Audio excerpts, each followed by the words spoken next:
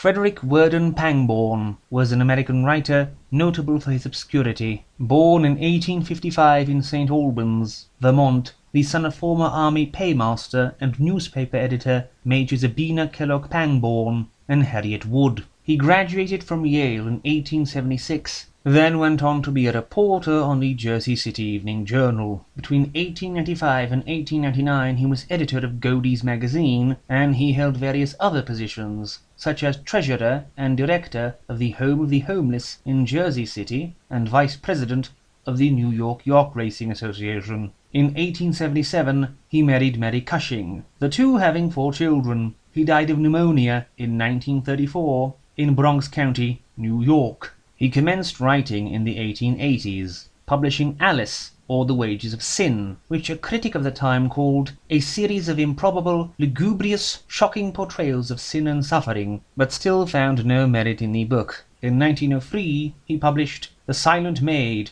being the story of still a Maid, her strange bewitchment and her wondrous song, and how she came to love a mortal man, which we shall cover today. Roderick, the Baron von Rabenhurst, is sitting in his castle, observing his domain, a domain bountifully expanded by bloody deeds conducted by his father and his father's father before him, continuing the decree of the first usurper of Rabenhurst to never stop attacking their neighbours until the sun should rise and set alone upon the domain ruled by Rabenhurst. However, while he is a mighty ruler, he has no wife or children, since all the women who would marry him would do so for the sake of his possessions, and not himself. Thus he grows older, yet there is no heir for the Rabenhursts. However, there is a prophecy, coming from a mad woman captured by the first Baron, cursing the Lord of Rabenhurst, while warning him not to seek a maiden bride for wife, requiring his descendants to only steal their wives from other men, while the mad woman is hinted at being something more than human.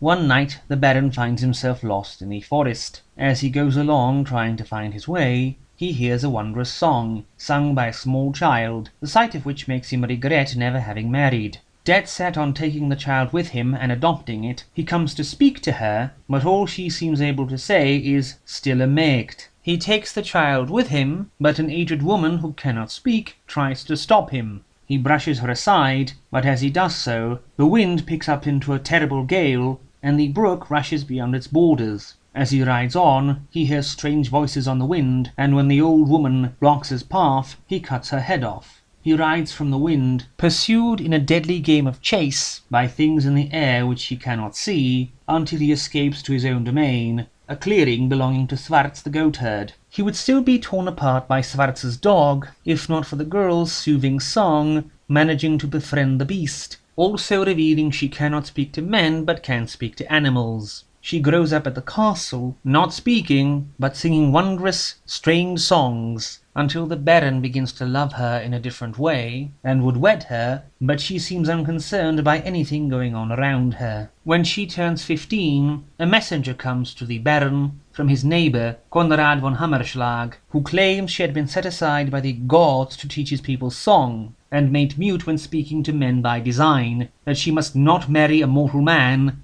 and that he should return her. The Baron refuses, and Konrad promises him war. Before the marriage of the Baron to the Maid, 2 brothers, named Thorg and Ola, come to his domain, asking to serve him in his war on Hammerschlag, saying he had taken from them their rightful heritage. At first the war goes well for the Baron, but the true nature of the spell put upon the Maid is made known when she and Ola are given to spend time together as the Baron goes a-warring. And a sad ending comes to brothers and to Baron both, and only the memory of the good lady's songs remains to gladden the hearts of the people when the end of the drama comes, as it surely must.